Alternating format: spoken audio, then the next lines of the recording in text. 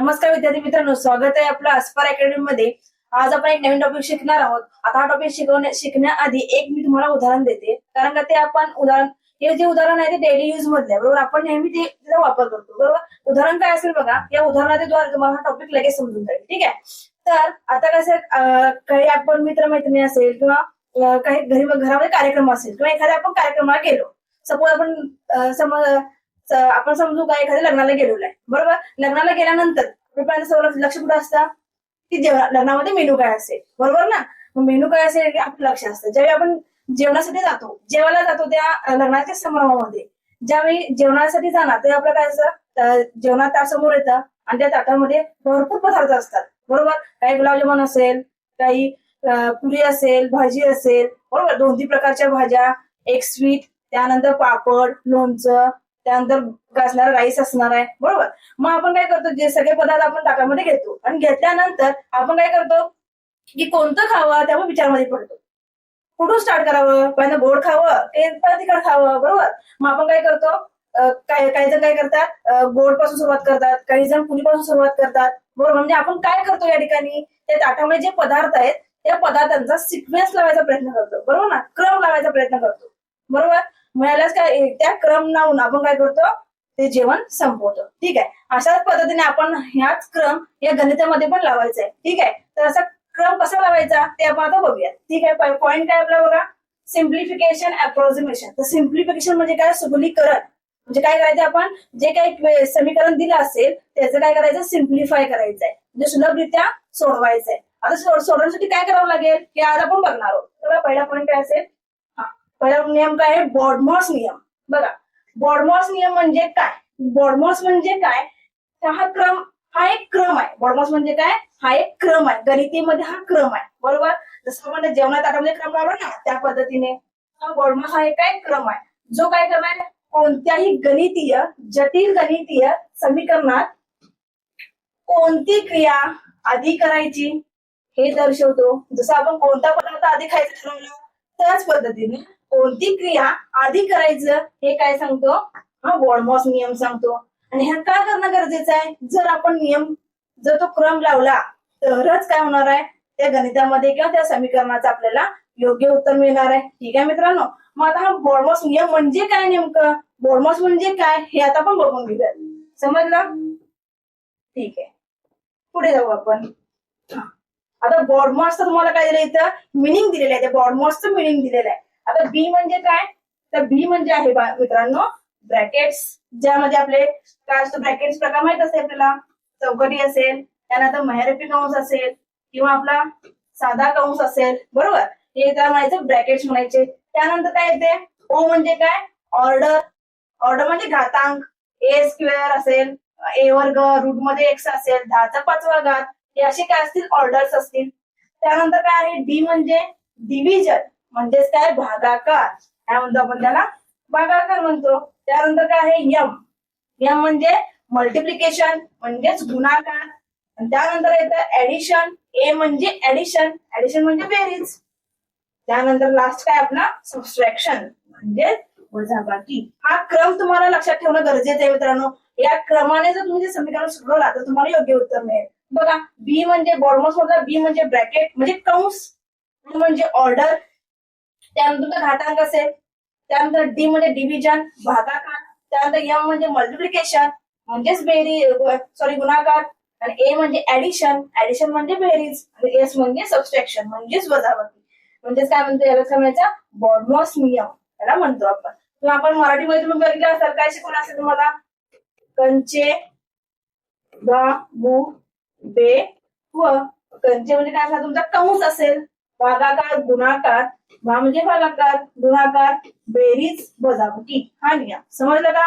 हा आपला बॉडमॉस नियम आहे, बॉडमॉसचा मिनिंग आहे, ठीक आहे। आता याचा उपयोग आपण काय करूया, समीकरणामध्ये करूया।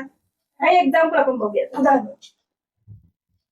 हा, आता काय सांगितलं, सिम्प्लिफिकेशन आहे, सिम्प्लिफिकेशन म्हणजे सुलभीकरण, म्हणजे कसं, जे समीकरण आहे त्याचा आपल्याला काय करायचंय, सिम्प्लिफाय करायचंय।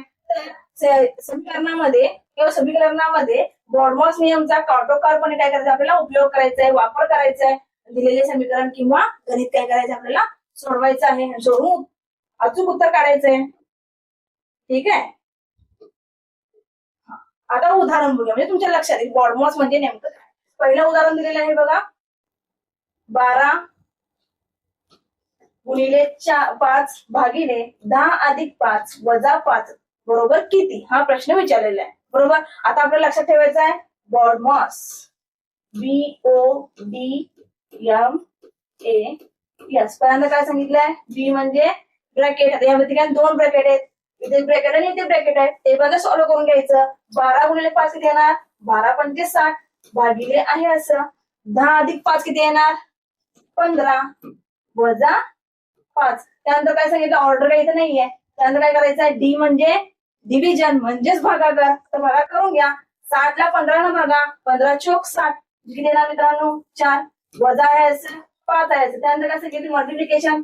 मल्टिप्लिकेशन आहेच नाही. त्यानंतर ऍडिशन पण नाहीये, एस म्हणजे सबट्रॅक्शन. 4 वजा 5 किती येणार वजा 1. बरोबर.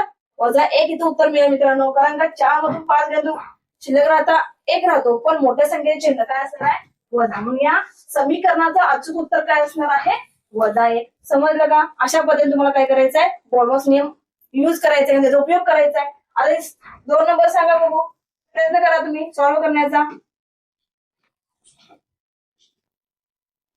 हा काय दिलेलं, वर्गमुळामध्ये 25 वजा 256 भागिले 16 अधिक 10. आता परत आपण बॉडमॉसचा यूज करा.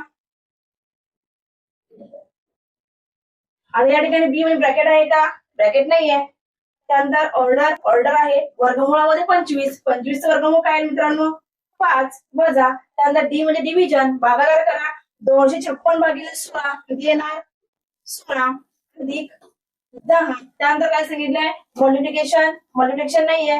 त्यानंतर काय करायचंय बेरीज करायचे, ऍडिशन. वजा 16 अधिक 10 किती येणार 5 आहे असं ठेवा. त्यानंतर वजा 16 अधिक 6 किती येणार वजा 6 आणि परत 6 5 वजा 6 म्हणजे परत काय आला तुमचा वजा 1. म्हणजे या पण समीकरणाचं उत्तर काय मिळालं वजा 1 मिळालं. समजलं. ठीक आहे. शेवटचं सॉल्व्ह करू. अजून एक एक्झाम्पल दिलेलं आहे, हे पण समजणार असेल आपण लास्ट बघू. बघा तिसरं एक्झाम्पल काय आहे. हा इथं पण 120 भागिले 3 अधिक 5 गुणिले 4 वजा 10. बरोबर. परत बॉडमॉसचा नियम युज करा. ब्रॅकेट आहेत का नाही. त्यानंतर काय ऑर्डर आहे का नाही. त्यानंतर डिव्हिजन म्हणजे भागाकार करून घ्या. आता 120 ला जर तुम्ही 3 ने भागला किती होणार 40 अधिक 5 गुणिले 4 भागाकार केल्यानंतर काय करायचं आपल्याला नियमानुसार गुणाकार. 5 गुणिले 4 20 वजा 10. त्यानंतर काय करतो गुणाकार झाल्यानंतर बेरीज 20 आणि 40 आणि 20 60 वजा 10. आता शेवटला काय करायचंय वजाबाकी. 60 मधून 10 गेले, शिल्लक राहिले 50. ठीक आहे.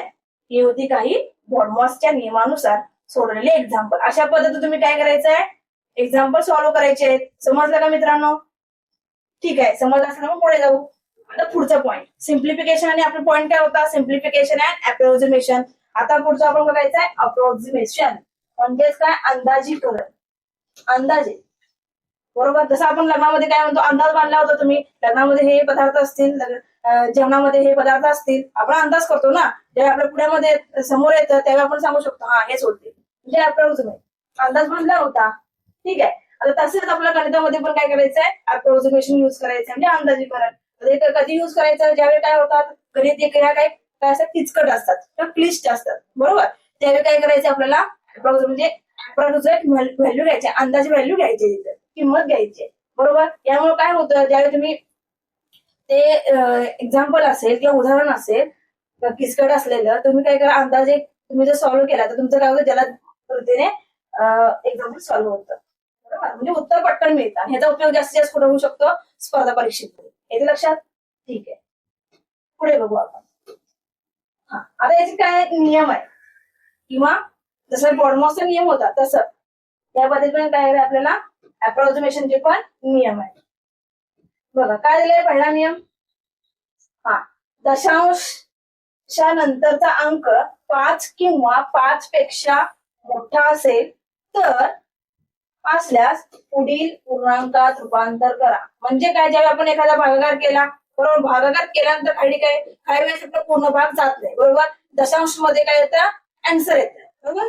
मग त्यावेळी आपण काय करायचं, संपूर्ण 5च्या पुढे दशचिन्ह आलं, तिथं आपल्याला उदाहरण दिलेलं आहे 4.7, याचाच अर्थ 5, म्हणजे अंदाजे व्हॅल्यू काय येऊ शकते, 5 आपण असं लिहू शकतो. आलं लक्षात. जर दुसरा नियम काय सांगतो, दशांश चिन्हानंतर अंक 5 पेक्षा लहान असल्यास मागील पूर्णांक ठेवा. म्हणजे आता बघा 4.3 म्हणजे जवळपास कोणाच्या असणार आहे, तो 4च्या असेल, बरोबर. अशा पद्धतीने समजा 2.1 असेल तर काय म्हणायचं 2, आणि हाच अंक काय असता 2.7 असता तर काय नावाचे कशामध्ये झालं असतं, 3 मध्ये झालं असतं. येते का लक्षात. ठीक आहे. आता आपण हे झालं दशांश चिन्हामध्ये किंवा दशांशच्या पूर्णांक अंकामध्ये. आता समजा मोठ्या आणि क्लिष्ट संख्यांना जवळच्या शून्य असलेल्या संख्येत रूपांतरित करा. म्हणजे काय 198, याचाच आपण अंदाज काय म्हणू शकतो, 200 व्हॅल्यू अप्रॉक्सिमेट. म्हणजे 198 कुणाच्या जवळ आहे, 200च्या जवळ आहे. तसंच 403 हिची पण अप्रॉक्सिमेट व्हॅल्यू काय घेऊ शकतो आपण, 400 घेऊ शकतो.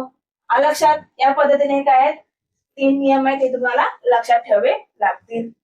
ठीक आहे, नियम समजले असतील. आपण आता काही एक्झाम्पल बघू, म्हणजे परत लक्षात येईल. आता बघा पहिलं एक्झाम्पल दिलेलं आहे 20/3. 20 ला काय करायचं, 3 भाग घालवायचा आहे. आपण चेक करू, 20/3, 3 एके 3, 3 6 18, बरोबर. राहिले परत 2 राहिले, 20 आहे, राहिले 2, 2 राहिले परत काय 1 शून्य दिल्यानंतर 1 दशांश शून्य येणार, परत काय राहिले 3 6 18, परत 2 राहिले, परत 18, परत 2 राहिले. म्हणजे असं काय होणार, 6 अंक रिपीट येत जाणार, बरोबर. मग आता आपण पहिलाच नियम काय सांगितला, जर दशांशानंतर जर 5 पेक्षा मोठा अंक असेल तर काय करायचं, पुढील अपूर्णांकामध्ये रूपांतर करा. म्हणजे 6.6 जर असतं, बरोबर, किंवा 6.6 आपण 2 अंक दिले, तर या 7 रूपांतर कशामध्ये होणार, याचं उत्तर 6.7, 6.7 असं येईल. समजलं का. अशा पद्धतीने तुम्ही कन्व्हर्जन करायचंय. याचं उत्तर काय आलं, 6.7. ठीक आहे. जर आपण 3 दशांश चिन्हाप्रमाणे घेतला असतं 6.666, त्याचं उत्तर काय आलेलं असतं. हे थांबवण्यासाठी, पुढच्या टर्म थांबवण्यासाठी आपण काय करायचं, कन्वर्ट 6.67 अशा पद्धतीने. आलं लक्षात. आता दुसरं एक्झाम्पल बघू आपण, सोपे लक्षात येईल तुमच्या पटकन. 27/7. आता काय करायचं, 27 परत 7 नाही बघा, 27/7, 7 एके 7, त्यानंतर 7 त्रिक 21, राहिले किती 6, बरोबर. 7 झाले 6, त्यानंतर किती भाग बसेल, 7 ते 8 56, बरोबर.